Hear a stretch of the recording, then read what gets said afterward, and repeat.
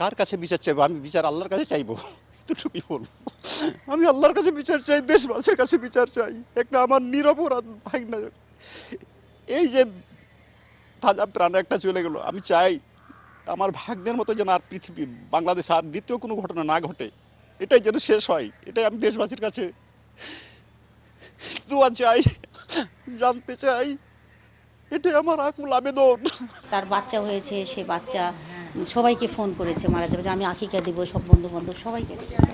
আর আসলে সে তারপরেও যখন তাকে নির্যাতন করা হয়, ভিডিওগুলো দেখছি, তখন সে বলেছিল যে হচ্ছে আমাকে তো 14 সালে আমার ভাইয়ের মানে প্রতিশোধটা আমার উপরে নিয়েই নিয়েছেন, আমার তো কিছু না, আমি তো পঙ্গু, আমার তো কিছু নাই দেহতে, তাহলে আমি যদি কোনো আরও অপরাধ করি আমাকে ফাঁসিতে ঝুলাইনো করে। আমার 3 দিনের বাচ্চা, আমার বাচ্চা অসুস্থ, কেউ নাই, আমি ওষুধ নিতে আসছি।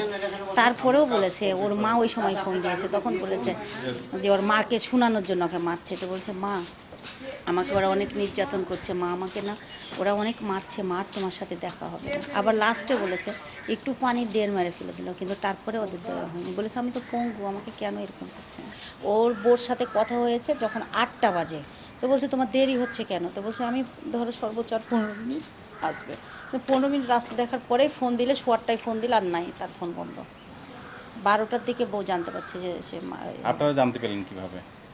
আমরা ওই যে ফেসবুকে দেখে, তারপরে মানে ইয়াতে রাত 12টার পরে ফেসবুকে এসে এগুলো যারা বাইরে থেকে ভিডিও টিডিও করে ছাড়ার পরে তখন ওর বউ দেখতে পেয়েছে, ওর বউ তখন জানিয়েছে।